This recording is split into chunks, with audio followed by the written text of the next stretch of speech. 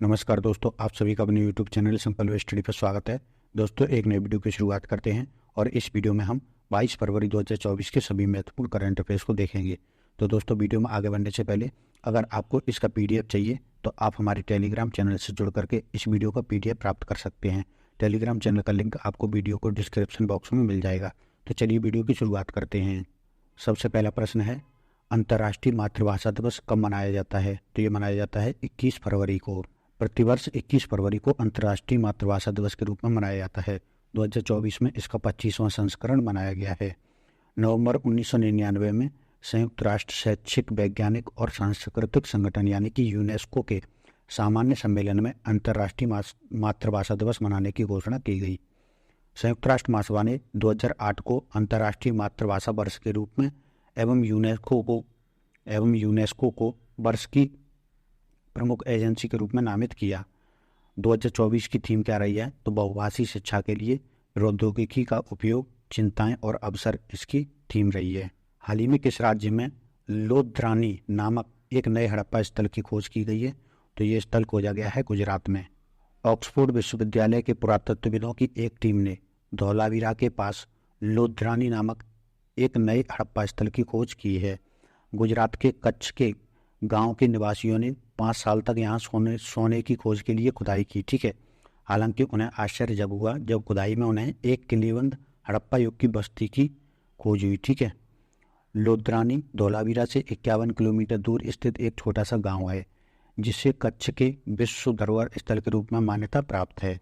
Oxford school of archaeology के अजय यादव और Damien Robinson ने पुरातात्विक अध्ययन किया है। यहाँ इसके परिणामस्वरूप एक अच्छी तरह से संरचित हड़प्पा सभ्यता की खोज हुई है। नई खोजी गई साइट जिसका नाम मोरोधारो, ठीक है, मोरोधारो रखा गया है, की वास्तुकला धौलावीरा से मिलती जुलती है। यह स्थल लगभग 4500 साल पुरानी एक समृद्ध सभ्यता के सच प्रकट करता है। इस स्थल से काफ़ी मात्रा में हड़प्पाकालीन मिट्टी के बर्तन मिले हैं जो धौलावीरा से मिले अवशेषों के समान हैं, जो दोनों बस्तियों के बीच संबंध का संकेत देते हैं। हड़प्पा सभ्यता की बात करें तो भारत और पाकिस्तान में पाई गई सिंधु घाटी सभ्यता है जिसे हड़प्पा सभ्यता के नाम से भी जाना जाता है। अब तक ज्ञात सभी सभ्यताओं में ये सबसे प्राचीन है और इसकी खोज 1921 में की गई थी। हाल ही में अंतर्राष्ट्रीय सौर गठबंधन में शामिल होने वाला 119वां देश कौन सा बना है? तो ये बना है माल्टा देश। विदेश मंत्रालय के अनुसार यूरोपीय देश माल्टा अंतर्राष्ट्रीय सौर गठबंधन में शामिल होने वाला 119वां देश बन गया है। भारत ने ISA यानी अंतर्राष्ट्रीय सौर गठबंधन में शामिल होने के लिए माल्टा का स्वागत किया है। माल्टा इटली के सिसिली द्वीप के दक्षिण में भूमध्य सागर में स्थित एक द्वीपीय देश है। इसमें 3 द्वीप शामिल हैं जो गोजो, माल्टा और कोमिनो। माल्टा इसमें सबसे बड़ा द्वीप है। मई 2004 में यह देश यूरोपीय संघ का सदस्य बना था। अंतर्राष्ट्रीय सौर गठबंधन की बात करें तो 30 नवंबर 2015 को इसकी स्थापना हुई थी। गुड़गांव में इसका मुख्यालय है। वर्तमान में अध्यक्ष RK सिंह हैं और वर्तमान में महानिदेशक डॉक्टर अजय माथुर हैं। पेरिस में संयुक्त राष्ट्र जलवायु परिवर्तन सम्मेलन COP21 के दौरान PM मोदी और फ्रांस के पूर्व राष्ट्रपति ओलांद ने ISA के गठन की घोषणा की थी। यह कर्क रेखा और मकर रेखा के बीच स्थित सौर संसाधन संपन्न देशों के सहयोग के लिए एक साझा मंच बनाने के भारत के प्रस्ताव के समर्थन के रूप में शुरू किया गया था। ISA का लक्ष्य 2030 तक 1000 गीगावाट सौर क्षमता तैनात करना है। हालांकि इस लक्ष्य को प्राप्त करने के लिए 2030 तक $1 ट्रिलियन के अनुमानित निवेश की आवश्यकता होगी। रायसीना डायलॉग का 9वां संस्करण कहाँ आयोजित हो रहा है? तो इसका जो आयोजन है नई दिल्ली में हो रहा है। प्रधानमंत्री नरेंद्र मोदी ने 21 फरवरी को नई दिल्ली में 9वें रायसीना संवाद का उद्घाटन किया है और यह 21 से 23 फरवरी 2023 तक चलेगा। यूनान या ग्रीस के प्रधानमंत्री किरियाकोस मित्सोताकिस इसमें मुख्य अतिथि के रूप में शामिल हुए हैं।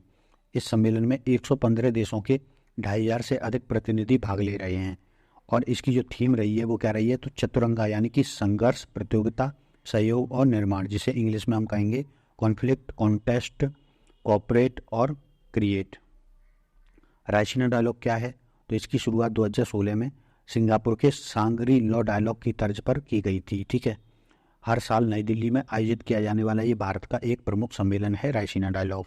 इसका आयोजन दिल्ली का एक स्वतंत्र think tank observer research foundation और विदेश मंत्रालय मिलकर के करते हैं। इसमें विदेश नीति, खासकर वैश्विक राजनीति और वैश्विक अर्थव्यवस्था के मुद्दे केंद्र में होते हैं। इस सम्मेलन का उद्देश्य दुनिया के सामने आने वाले चुनौतीपूर्ण मुद्दों का समाधान करना होता है। बैडमिंटन एशिया टीम चैंपियनशिप 2024 में महिला वर्ग का खिताब किस देश ने जीता है? तो ये जीता है भारत ने, थाईलैंड को हरा करके। भारतीय महिला बैडमिंटन टीम ने 18 फरवरी 2024 को बैडमिंटन एशिया टीम चैंपियनशिप 2024 का खिताब जीत लिया है और इसका आयोजन 13 से 18 फरवरी तक मलेशिया में किया गया था। बैडमिंटन एशिया टीम चैंपियनशिप 2024 की बात करें तो इसकी शुरुआत 2016 में हुई थी और इसको बैडमिंटन एशिया परिसंघ के द्वारा आयोजित किया जाता है, ठीक है। और 2024 की प्रतियोगिता के विजेता कौन रहे हैं? तो महिला वर्ग में भारतीय महिला बैडमिंटन टीम ने पीवी सिंधु और अनमोल खरव के नेतृत्व में स्वर्ण पदक जीता है और भारत ने थाईलैंड को हरा करके ये स्वर्ण पदक जीता है, 3-2 से हराया था। पुरुष वर्ग में भारतीय टीम क्वार्टर फाइनल में हार करके बाहर हो गई थी, ठीक है। तो हमारे एग्जाम की दृष्टि से केवल इतना ही जरूरी है कि महिला वर्ग ने इसमें स्वर्ण पदक जीता है। भारतीय महिला टीम चैंपियनशिप में पहली बार कोई पदक जीती है, ठीक है। महिला टीम ने पहली बार कोई पदक जीता है एवं इस चैंपियनशिप में भारत ने पहली बार किसी भी वर्ग यानी पुरुष और महिला किसी भी वर्ग में स्वर्ण पदक जीता है। तो पहली बार इसमें स्वर्ण पदक जीता है। इससे पहले भारतीय पुरुष टीम 2016 और 2020 में कांस्य पदक जीत चुकी है। तो भारतीय पुरुष टीम ने इसमें 2 बार कांस्य पदक जीता है, लेकिन अब तक स्वर्ण पदक किसी ने भी नहीं जीता था। तो भारतीय महिला टीम ने पहली बार स्वर्ण पदक जीता है और भारतीय महिला टीम का ये पहला पदक था। पहले संस्करण इसका कहाँ हुआ था? तो 15 से 21 फरवरी 2016 तक हैदराबाद में जीएमसी बालियोगी इंडोर स्टेडियम में इसका पहला संस्करण खेला गया था 2016 में। फरवरी 2024 में भारत चीन सीमा पर शांति के लिए कोर कमांडर स्तर की कौन सी बैठक आयोजित की गई है?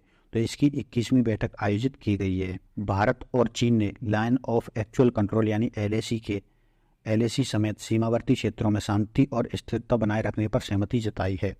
भारत चीन कोर कमांडर स्तर पर बैठक का 8वां दौर 19 फरवरी 2024 को Chushul Moldo border meeting point पर आयोजित किया गया। हालांकि 19 फरवरी की वार्ता में 3.5 साल से चल रहे विवाद के समाधान के लिए कोई स्पष्ट चर्चा नहीं हुई।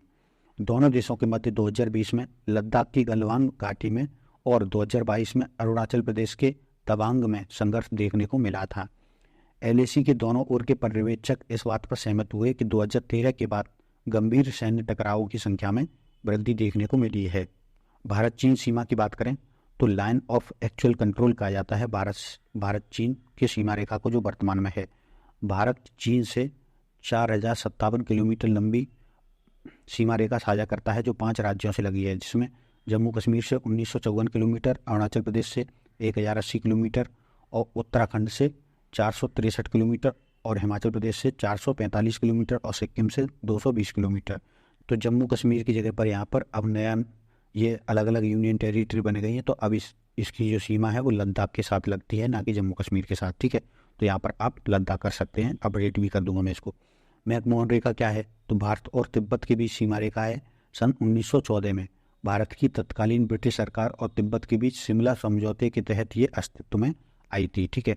तो भारत आज भी मैकमोहन रेखा को भारत और चीन के बीच सीमा रेखा मानता है, लेकिन चीन इसको नकारता है, क्योंकि चीन ने 1962 के युद्ध के बाद काफ़ी अंदर तक आकर के भारत की ज़मीन को कब्जा कर लिया था, ठीक है।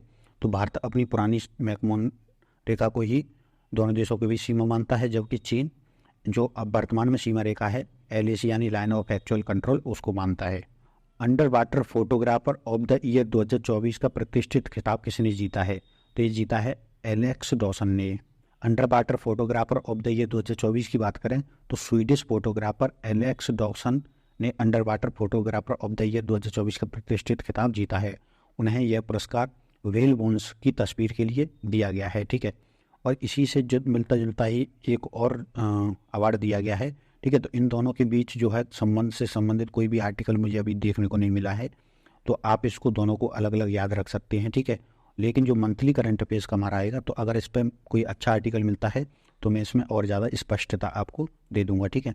तो इसमें एक अंडर वाटर फोटोग्राफर और वीडियोग्राफर नूनो सा को under water photographer of the year प्रतियोगिता से सम्मानित किया गया है, जिसने 2024 की समुद्री संरक्षण फोटोग्राफर का पुरस्कार भी जीता है। इसके अलावा एक और पुरस्कार है बर्ड प्रेस फोटो पुरस्कार 2023।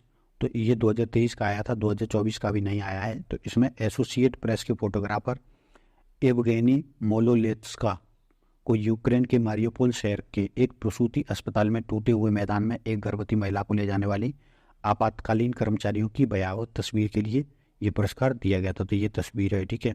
भारत सरकार परमाणु ऊर्जा को बढ़ावा देने के लिए कितने अरब डॉलर का निवेश चाहती है?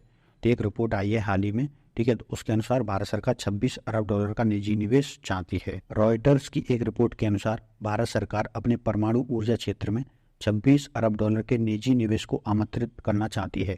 सरकार इस निवेश के लिए 5 प्रमुख कंपनियों से बातचीत कर रही है। इन कंपनियों में प्रमुख Reliance industries, Tata power, Adani power और वेदांता प्रमुख हैं। इनमें से प्रत्येक को 44,000 करोड़ रुपए निवेश करने के लिए प्रोत्साहित किया जा रहा है। पिछले एक साल में परमाणु ऊर्जा विभाग और सरकारी स्वामित्व वाली company nuclear power Corp of India limited यानी NPCIL ने निजी कंपनियों के साथ निवेश योजना पर कई दौर की चर्चा की है। यह फंडिंग भारत को 2030 तक अपनी स्थापित विद्युत उत्पादन क्षमता का 50% तक गैर जीवाश्म ईंधन का उपयोग करके अपने लक्ष्य प्राप्त को करने में मदद करेगी, ठीक है। जो कि वर्तमान में कितनी है, केवल 2% तक ही हम गैर जीवाश्म ईंधन से प्राप्त करते हैं, ठीक है। और 2030 तक इसको हम 50% तक ले जाना चाहते हैं। इस निवेश के साथ सरकार को 2040 तक 11,000 मेगावाट की नई परमाणु ऊर्जा उत्पादन क्षमता बनने की उम्मीद है। NPCIL यानी कि जो सरकारी कंपनी है, ठीक है, ईंधन प्रबंधन सहित परमाणु स्टेशनों के निर्माण, संचालन और प्रबंधन का अधिकार बरकरार रखेगी। निजी कंपनियों को बिजली संयंत्रों से बिजली की बिक्री के माध्यम से राजस्व अर्जित करने का अनुमान है। तो जो इस पहल के लिए परमाणु ऊर्जा अधिनियम 1962 में संशोधन करने की आवश्यकता नहीं है, लेकिन परमाणु ऊर्जा विभाग से अंतिम अनुमोदन की प्रतीक्षा है, ठीक है।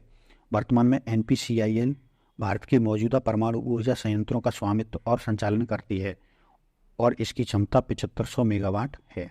किसने भारत में वरिष्ठ नागरिकों की देखभाल में सुधार करना, वरिष्ठ नागरिक देखभाल प्रतिमान की पुनर्कल्पना नामक स्थिति रिपोर्ट जारी की है? तो ये स्थिति रिपोर्ट नीति आयोग ने जारी की है।